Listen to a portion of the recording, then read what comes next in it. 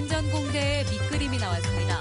문재인 대통령 공약의 문제점을 따져보겠다며 한전 사장까지 부른 인사청문회가 한전공대 설립 구상을 전국에 알리는 계기가 됐습니다. 글로벌 기업인 제너럴 일렉트릭이 빛가람 혁신도시의 투자를 구체화하면서 에너지밸류 구축에 가속도가 붙고 있습니다.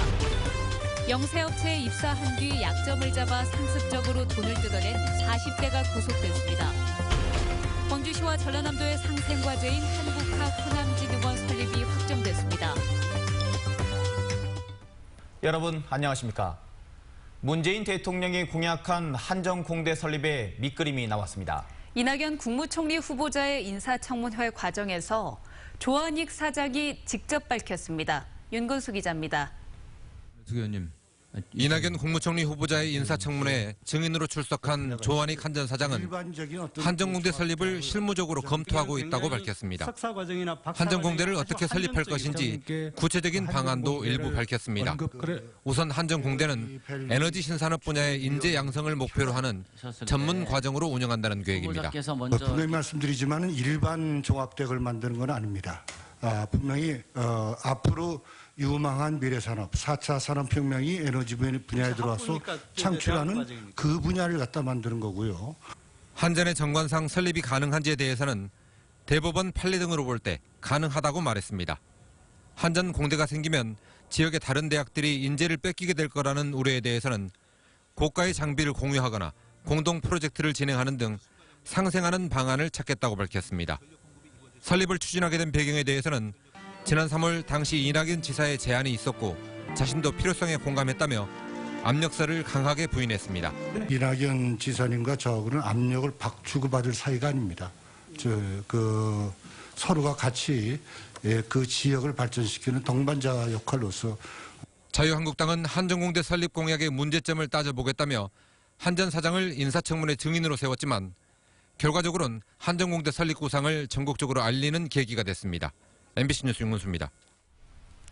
빛가람 혁신도시엔 오늘 또 하나의 기분 좋은 소식이 들려왔습니다. 세계적인 글로벌 기업인 미국의 제너럴 일렉트릭이 나주에 사무소를 개소하고 투자를 구체화하면서 에너지밸리 구축에 가속도가 붙게 됐습니다. 박소인 기자입니다. 세계적인 제조업체인 미국의 제너럴 일렉트릭이 한전과 손잡고 빛가람 에너지밸리 투자에 본격적으로 나섰습니다. 지인은 한전과 함께 에너지밸리 투자 추진단을 발족하고 혁신도시에 사무소를 마련했습니다. 지난 3월 한전과 업무 협약을 체결한 이후 투자 의지를 보다 구체화한 겁니다. 연구소라든지 또 여러 가지 실험하는 이런 시설 같은 걸 먼저 들어오고 그다음에 좀 더 협의를 해서 앞으로는 생산 시설까지도 들어올 것으로 기대합니다. 지인은 앞으로 국내 최초로 4세대 유망 전력 산업인 초고압 직류 송전 인프라 구축에 집중 투자합니다. 전력 기자재 국산화와 신기술 개발, 중소기업 지원 등을 통해 빛가람 에너지밸리를 세계 최고 수준의 전력 설비 클러스터로 발전시킨다는 계획입니다. G2의 투자로 국내는 물론 해외 기업들의 관심이 집중되면서 빛가람 에너지밸리의 관련 기업 유입이 기대됩니다. With the support from the local and central government, that we can deliver world-leading technologies and innovative business models for Korea and the global market. GE is committed to be the best partner and technological provider. 지인은 이르면 이달 안에 투자 업무 실행을 위한 기술 법률 담당자를 혁신도시 사무소에 상주시키고 한전과 협업할 예정입니다. 한전은 2-3개월 뒤면 구체적인 투자 규모가 가시화될 것이라며 에너지밸리의 대대적인 지각 변동을 예고했습니다. MBC 뉴스 박수인입니다. 광주시와 전라남도의 상생과제인 한국학 호남진흥원 설립이 확정됐습니다. 광주시와 전라남도는 출자 출연기관으로 한국학 호남진흥원을 설립하는 방안이 행정자치부의 심의를 통과함에 따라 법인 설립 등기와 발기인 총회 등을 거쳐 올해 하반기에 진흥원을 출범시킬 예정이라고 밝혔습니다. 한국학 호남진흥원은 호남 지역의 한국학 관련 자료를 발굴하고 학술 연구 등을 통해 문학 콘텐츠로 만들기 위해 시도가 공동으로 추진해왔습니다. 영세업체에 입사한 뒤 회사 약점을 잡아 상습적으로 돈을 뜯어온 40대 남성이 구속됐습니다. 경력과 자격증을 속여 취업한 이 남성에게 6년 동안 30곳이 넘는 영세업체가 당했습니다. 송정근 기자입니다. 한 남성이 사무실 이곳저곳을 돌아다니면서 휴대전화로 영상을 촬영합니다. 입사한 지 한 달 정도 된 42살 조모 씨가 초과수당 조작 등 약점을 잡기 위해 서성이고 있는 겁니다. 조 씨는 근로계약서 미작성이나 건축법 위반 등 영세업체의 약점을 잡은 뒤 업체 대표를 협박해 돈을 요구했습니다. 이 같은 수법으로 조 씨는 2011년부터 6년 동안 전국 36개 영세업체에 취업해 4천여만 원을 빼앗았습니다. 신고했던 게 지금 총 이렇게 7건 있었거든요. 실제로 신고를 했던 건이. 저희는 그분이 이렇게 뭐 합의금이나 실업급여 받게 해달라고 했을 때 저희는 거절을 했거든요. 네 신고할 때면 해봐라 라는 식으로. 그래서 실제로 신고를 하신 거거든요. 조 씨는 이 과정에서 다양한 경력과 자격증을 갖춘 듯이 이력서를 꾸미는 등 치밀하게 준비했습니다. 인터뷰할 때 상당히 이제 적극적인 그런 모습들이 많이 보여서 좋다 그러면 우리 같이 한번 일을 해보시자. 2주 사이에 평가들이 좀 안 좋은 이야기들이 많이 들리더라고요. 예를 들어서 자꾸 안 보이신다. 구인난에 시달리는 영세업체를 노린 조 씨의 비열한 행각은 결국 들통났고 통장에서 출처가 불분명한 돈 2억 원이 발견되면서 여제까지 수사받게 됐습니다. MBC 뉴스 송정근입니다. 오늘 오전 11시쯤 광주시 북구 전대 사대부고 배수로에 원앙 어미와 새끼 등 14마리가 빠져 있는 것을 학교 관계자가 발견해 119에 신고했습니다. 소방당국은 천연기념물 327호인 원앙 가족을 모두 구조했고 북구청 담당 부서로 인계해 자연으로 돌려보낼 예정입니다.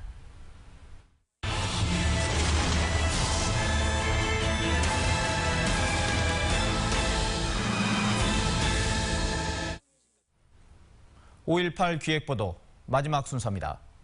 5.18의 실체적 진실에 대해 가해자인 신군부는 지난 37년 동안 거짓말을 하고 있고 이를 입증할 핵심적인 군 자료는 사라져 있습니다. 고의적인 자료 폐기 가능성이 제기되고 있는 가운데 새 정부의 진실 규명 노력이 요구되고 있습니다. 김인정 기자입니다. 광주 금남로에서 수많은 시민이 총검에 죽어가던 80년 5월.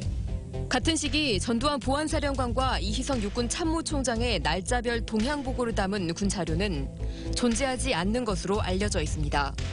전두환 정권 때 보안사가 직접 주도해서 만든 역사서인 제5공화국 전사에도 중요한 동선은 드러나 있지 않습니다. 왜 그랬다든가 뭐 배경이 뭐라든가 이런 거는 일체 정보에 들어가지 않았어요. 내 기억으로는 그래요.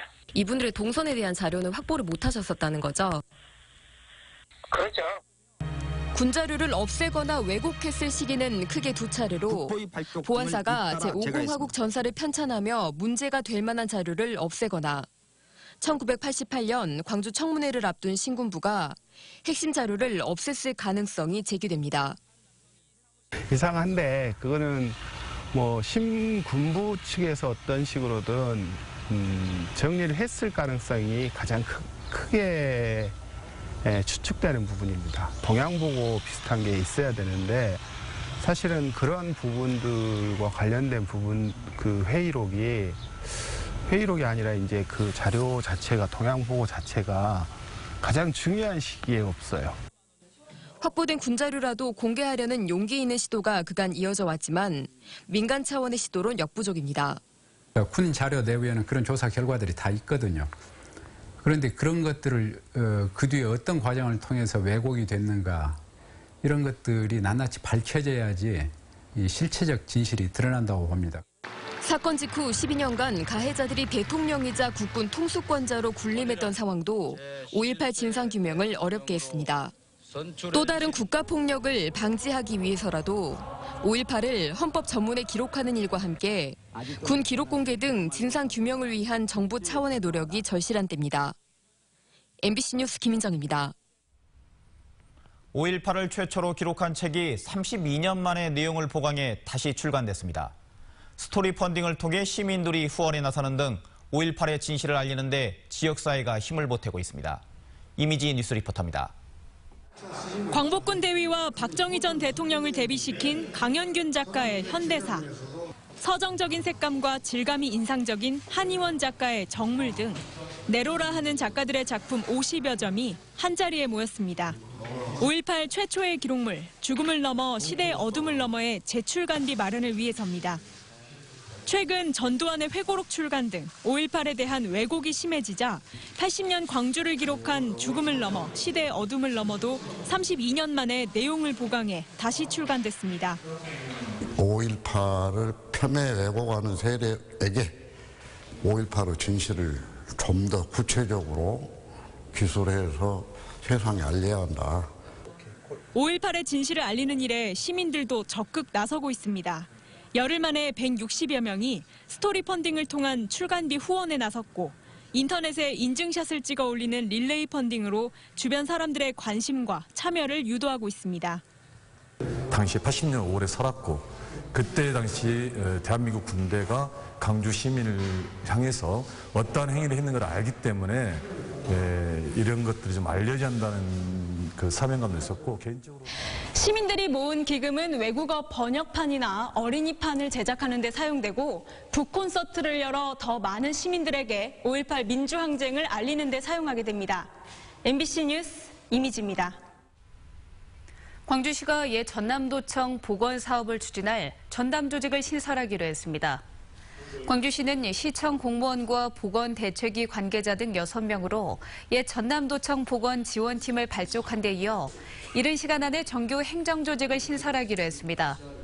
또 전남도청 수장고에 있는 것으로 최근 확인된 옛 전남도청 현판 등 원형 복원에 필요한 자료들을 확보해 나가기로 했습니다.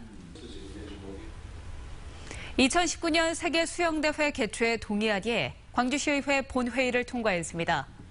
광주시의회는 수영대회 개최 협약 동의안을 원안대로 의결하면서 사업비를 절감할 대책과 함께 경제 효과를 극대화하는 방안도 마련하라고 광주시에 촉구했습니다. 시의회는 수영대회 총 사업비가 유치 당시 635억 원에서 1,697억 원으로 늘어 재정 부담이 우려되지만 이미 300억 원 정도가 투입된 점과 국제 신인도 등을 고려했다고 밝혔습니다. 광주시의회 이미옥 의원의 시정 질문에서 원전 방사능 노출에 대비한 현장 조치 행동 매뉴얼이 허점 투성이라고 지적했습니다. 이미옥 의원은 겨울철에는 최대 풍속이 초속 20m에 이르지만 광주시의 행동 매뉴얼은 월 평균값인 2m 안팎을 기준으로 삼고 있고 대피 방향도 잘못 설정돼 있다고 말했습니다.